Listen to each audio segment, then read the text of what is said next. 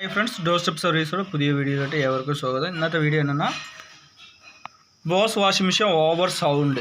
Bose washing மிஷினில் over sound வந்தால் என்ன பண்ணணும்ன்றது இந்த மாதிரி ஐட்டம்ஸில் வந்துட்டு கிரீஸோட கம்மி இருந்ததுன்னா ஓவர் சவுண்டு வரும். அதுக்கப்புறம் வந்துட்டு டப்பு கட் ஆனதும் சவுண்டு வரும்.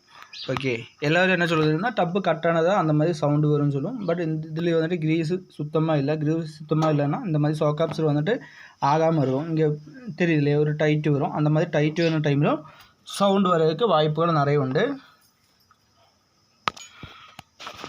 இந்த இதிலும் வந்துட்டு இது இல்லை, கிரீஸ் இல்லை. இதிலும் அதே மாதிரி கிரீஸு கிடையாது. அதனால சவுண்டு வர்றதுக்கு நிறைய வாய்ப்புகள் இருக்குது. அதுக்கு என்ன பண்ணணுன்றது தான் நம்ம இப்போ பார்க்க போகிறது. Bosch washing machine 4 serious.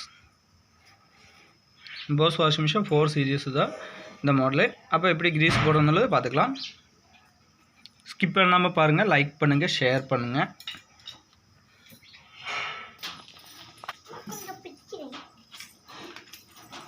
இந்த மாதிரி ஃபுல்லு வந்துட்டு கிரீஸ் போடணும். கிரீஸ் போட்டதுக்கப்புறம் தான் ஷாக்கப்ஸ் வைக்கணும். அதே மாதிரி இதிலும் வந்துட்டு கிரீஸ் போடணும்.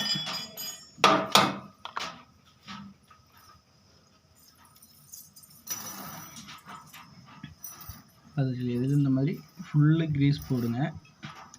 போட்டாலே பாதி சவுண்டு இல்லாமல் இருக்கும்.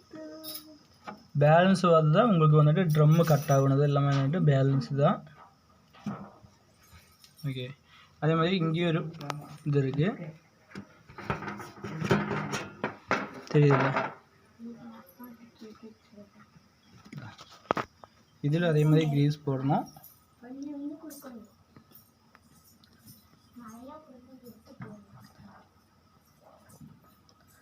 கிரீஸ் போடும்போது வந்துட்டு நம்ம ஃபுல்லு டப்பு கழட்டிட்டு இந்த மாதிரி கிரீஸ் போடுறது தான் நல்லது. எதனாலனா டப்பு கழட்டிட்டு இந்த மாதிரி கிரீஸ் போட்டோன்னா உங்களுக்கு வந்துட்டு ஃப்ரீயாக இருக்கும்.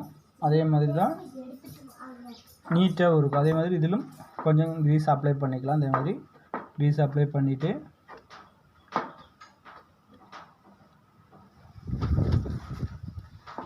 இந்த மாதிரி கிரீஸ் அப்ளை பண்ணிக்கலாம். அப்ளை பண்ணிவிட்டு போடுவோம். இப்போ பார்த்துக்கோங்க, ரொம்ப ஸ்மூத்தாகிட்டு வைப்ரேஷன் நடக்கும்.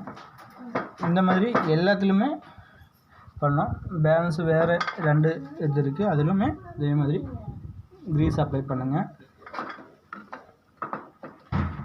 நிறைய பேர் தேங்காய் இல்லைன்னா ஆயில் அந்த மாதிரிலாம் போடுவோம். அந்த மாதிரி போடக்கூடாது. ஏன்னா அந்த மாதிரி போட்டோன்னா சீக்கிரமாக ரிப்பீட் ஆகிறதுக்கு சான்ஸ் உண்டு.